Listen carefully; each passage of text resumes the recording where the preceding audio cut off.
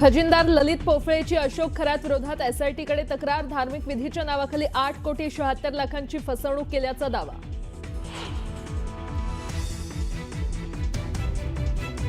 सुनेत्रा पवारांच्या प्रचाराच्या बॅनरवर शरद पवारांचा फोटो, आपला फोटो बॅनरवर वापरणं चूक असल्याचं पवारांनी यापूर्वीच केलं होतं स्पष्ट।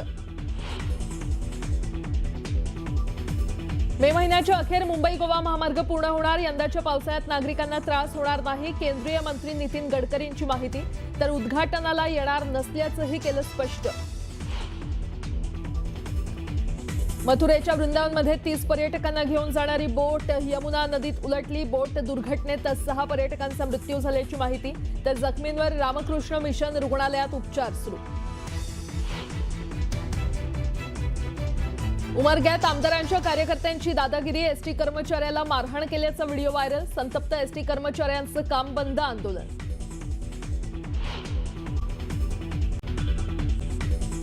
आणि चंद्र प्रदक्षिणेनंतर आर्टेमिस 2 पृथ्वीवर परतलं। पॅसिफिक महासागरात पहाटे ऐतिहासिक स्प्लॅशडाऊन।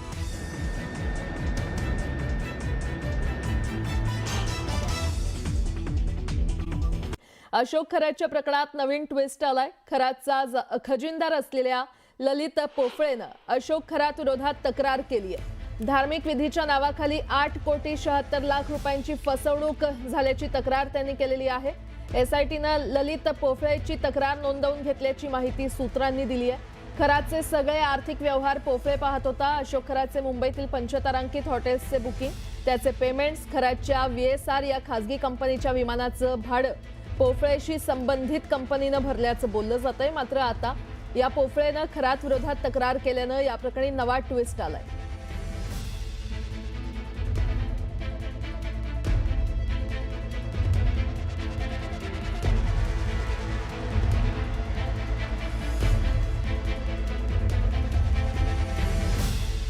दरम्यान खरातकडून सीए पोफळेची ही फसवणूक झाली आहे का असा प्रश्न आता उपस्थित होतोय।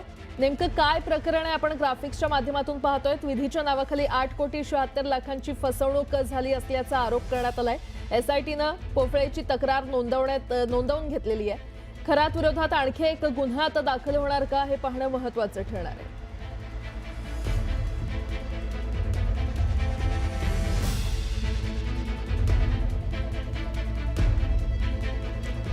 नाशिकमधील नामांकित कंपनीतील धर्मांतर आणि लैंगिक शोषण प्रकरणी 5 आरोपींना न्यायालयीन कोठडी सुनावण्यात आली आहे।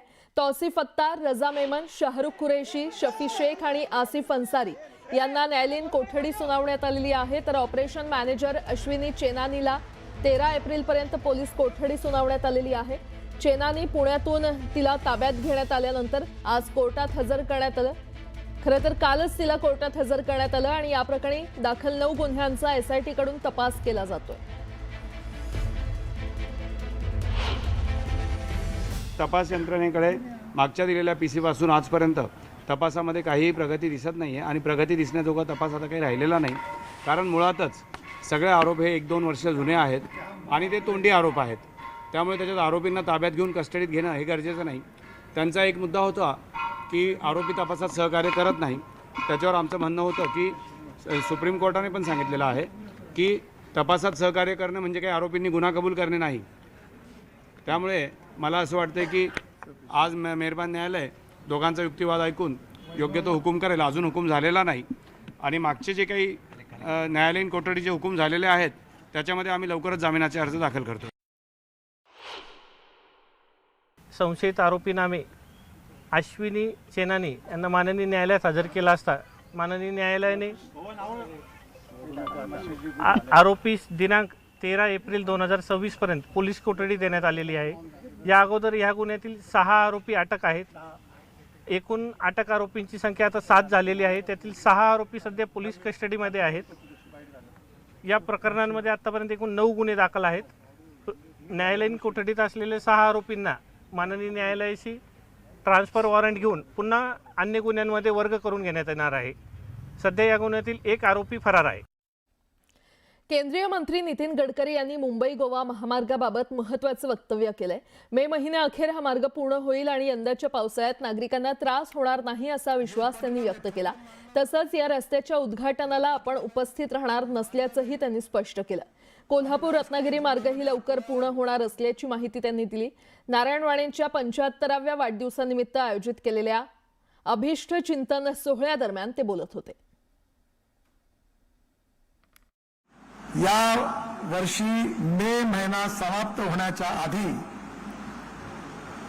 मुंबई गोवा मार्ग पूर्ण होईल आणि या पावसाळ्यात तुम्हाला त्रास होणार नाही असं राणेसाहेब वारंवार मला सांगतात. आणि त्याचप्रमाणे कोल्हापूर टू रत्नागिरी हा 90% रस्ता पूर्ण झालेला आहे. आता एक टनेल पण बांधणार आहोत आम्ही आणि हा पण रस्ता जवळपास मे महिन्याच्या आधी पूर्ण करण्याचा पूर्ण प्रयत्न करू असा विश्वास आज राणे साहेबांच्या समोर शब्द देतोय. तसे मी राणे साहेबांकडून शिकलोय की खोटं बोलत नाही राजकारणात.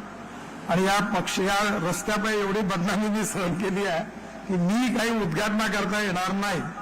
मी आता देवेंद्रजींना सांगितलं की आपण दोघं मिळून गाडीत बसवून एकदा मुंबईवरून निघून गोव्याला जाऊन तिकडनं विमानाने निघून जाऊ नागपूरला. पुढची बातमी पाहूयात. मीरा भाईंदरमधील इंद्रलोक परिसरात भीषण आग लागल्याची घटना समोर आली आहे. भाईंदर पूर्वेतील लोधा कॉम्प्लेक्सच्या मागील झोपडपट्टी भागात संध्याकाळी 8च्या सुमारास ही आग लागली. या आगीमध्ये मोठ्या नुकसानीची भीती व्यक्त केली जात असून आगीचं नेमकं कारण अद्याप अस्पष्ट आहे. या ठिकाणाहून 29 सिलेंडर सुरक्षित बाहेर काढण्यात आलेत आणि त्यामुळे मोठा अनर्थ टळला. मात्र या दुर्घटनेत 3घांचा मृत्यू झालाय. या ठिकाणी मोठ्या प्रमाणात अवैध झोपडपट्टी असल्याचं सांगितलं जातंय.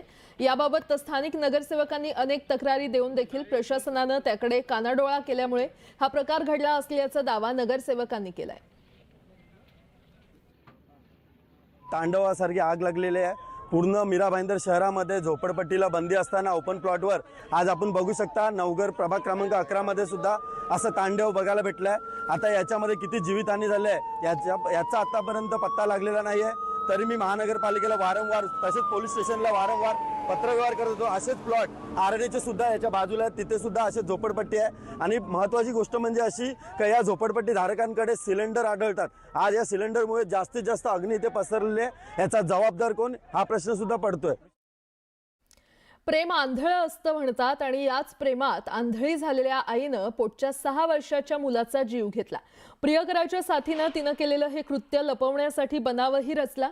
पण अंत्यविधीपूर्वी मृत मुलाच्या आजोबांना संशय आला आणि आईसह प्रियकराचं बिंग फुटलं. पुण्याच्या खेडमध्ये घडलेल्या या घटनेचा पर्दाफाश बीडमध्ये झाला. 6 वर्षीय आवेजनं स्वप्नातही विचार केला नसेल की तिची जन्मदाती आई त्याचा गळा घोटेल. पोटचा मुलगा अडसर ठरतोय म्हणून आई बसरीन शेखनं प्रियकर राम कजेवाड याच्या मदतीनं आवेजचा खून केला. आता आईला पोलिसांनी बेड्या ठोकल्यात. मात्र तिचा प्रियकर फरार झालाय. या घटनेनं हळहळ व्यक्त होते.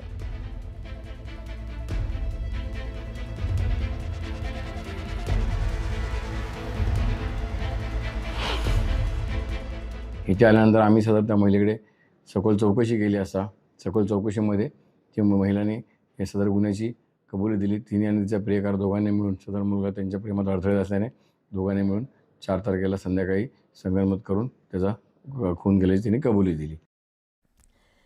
जालन्यात मुलानंच वडिलांची कुऱ्हाडीनं वार करून हत्या केल्याची धक्कादायक घटना समोर आली आहे. आईच्या मृत्यूनंतर वडील दुसरं लग्न करत असल्याचा राग मनात धरून मुलानंच वडिलांचा खून केल्याचं उघड झालंय. अंबड तालुक्यातील रुई येथील या घटनेनं परिसरात एकच खळबळ उडाली असून संपूर्ण जालना जिल्हा हादरलेला आहे. या प्रकरणी तीर्थपुरी पोलिसांनी तात्काळ कारवाई करत आरोपी मुलाला ताब्यात घेतलंय. यांचे रक्त नमुने तपासणीसाठी आपण संकलित केलेले आहे व ते पुढे पाठवण्यात येणार आहेत. व त्याचे रिपोर्ट आपल्याला 1-2 दिवसात कळून जातील. त्यानुसार आपण त्यांचा मृत्यू कधी झाला ते आपल्याला कळेल. तरी अंदाजे त्यांचा मृत्यू 1 ते 2 या दरम्यान झालेला. सदर ठिकाणी जाऊन बघितले असता सदर इस्माचा कुणीतरी धारदार शस्त्राने खून केल्याचे आढळले. त्यावरून सदर व्यक्तीचा मृतदेह आम्ही PSC तीर्थपुरी येथे आणून PM वगैरे करून हे केलं. पुढील तपासामध्ये 2 संशयितांना आज रोजी ताब्यात घेतले आहे. पुढील तपास आम्ही करत आहोत. धन्यवाद. काही कुणाची कबुली वगैरे दिली का? संशयितांना सध्या ताब्यात घेतले आहेत.